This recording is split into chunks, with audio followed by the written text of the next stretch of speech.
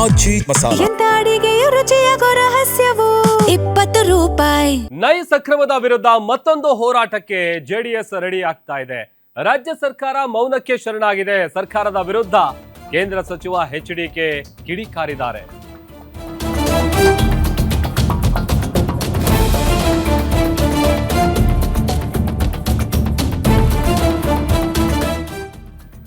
Nice ಅಕ್ರಮದ ವಿರುದ್ಧ ಮತ್ತೊಂದು ಹೋರಾಟಕ್ಕೆ ಜೆಡಿಎಸ್ ರೆಡಿಯಾಗಿದೆ.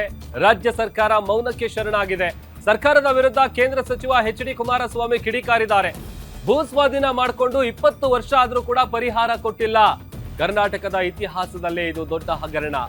ಇದು ಸ್ಕೀಮ್ ಫಾರ್ ಸ್ಕ್ಯಾಮ್ ಯೋಜನೆ. ನೈಸ್ ಜೊತೆ ಸಿಎಂ ಮಾಡ್ಕೊಂಡಿರೋ ಒಡಂಬಡಿಕೆ ಏನು ಅಂತ ಪ್ರಶ್ನೆ ಮಾಡಿದ್ದಾರೆ. ಬರೋಬ್ಬರಿ 3 ರಿಂದ 4 ಸಾವಿರ ಕೋಟಿ ಲೂಟಿ ಆಗಿದೆ. ಹ್ಯಾಂಡ್ ಬಿಲ್ ಹಂಚುವ ಮೂಲಕ ಜೆಡಿಎಸ್ ನಿಂದ ಪ್ರತಿಭಟನೆ ಮಾಡಲಾಗಿದೆ.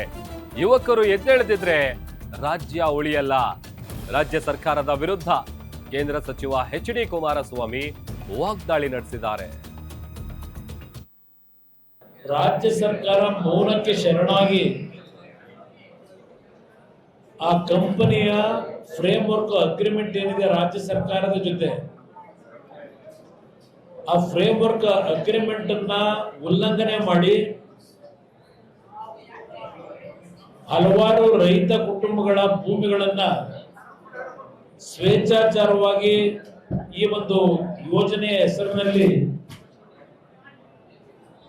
ಭೂ ಸ್ವಾಧೀನ ಏನು ಮಾಡ್ಕೊಂಡಿದ್ದಾರೆ.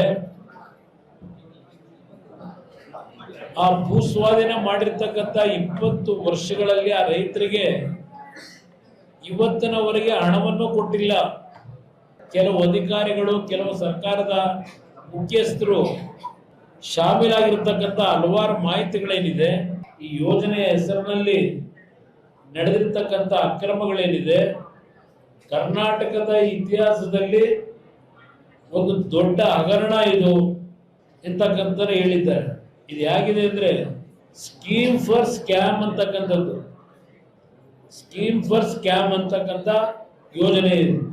ಈಗಿನ ಮುಖ್ಯಮಂತ್ರಿಗೂ ಇರ್ತಕ್ಕಂಥ ಒಡಂಬಡಿಕೆಗಳು ಏನಿದೆ ಇಂಟರ್ನಲ್ಲಿ, ಅದೆಲ್ಲದರ ಮಾಹಿತಿಗಳನ್ನ ಸದ್ಯದಲ್ಲೇ ಈ ನಾಡಿನ ಜನತೆ ಮುಂದೆ ಇಡುತ್ತೇವೆ. 111 ಕಿಲೋಮೀಟರ್ ರಸ್ತೆ ಸಂಪೂರ್ಣಗೊಳಿಸುವವರೆಗೆ ಟೋಲ್ ಕಲೆಕ್ಟ್ ಮಾಡಾಗಿರ್ಲಿಲ್ಲ. ಅಲ್ಲಿ ಕಾಂಕ್ರೀಟ್ ರಸ್ತೆಯನ್ನು ಮಾಡೋವರಿಗೆ ಟೋಲ್ ಕಲೆಕ್ಟ್ ಮಾಡಾಗಿರ್ಲಿಲ್ಲ. ಇವತ್ತು ಸುಮಾರು 3-4 ಸಾವಿರ ಕೋಟಿ ಹಣ ಇವತ್ತು ದೋಚಿದ್ದಾರೆ ಈ ಟೋಲ್ ಕಲೆಕ್ಷನ್ ನಲ್ಲಿ. ಇಲ್ಲ, ಪ್ರತಿ ಕಾಲೇಜಿಗೆ ಹೋಗಿ ಹ್ಯಾಂಡ್ ಬಿಲ್ಗಳನ್ನು ಕೊಟ್ಟು ಈ ಸರ್ಕಾರದ ಅಕ್ರಮ ಏನಿದೆ, ಅಕ್ರಮದ ವಿರುದ್ಧ ಯಾವ ರೀತಿ ನಿಮ್ಮ ಹೋರಾಟ ಇರಬೇಕು, ಶಾಂತ ರೀತಿಯಿಂದ ಎಲ್ಲರಿಗೆ ಮಾಹಿತಿಗಳನ್ನು ತಲುಪಿಸ್ತಕ್ಕಂಥದ್ದು ನಮ್ಮ ಯುವ ಘಟಕದ ವತಿಯಿಂದ ನೀವು ಮಾಡಿದ್ರೆ ಈ ರಾಜ್ಯವನ್ನು ಉಳಿಸ್ತೀರಿ.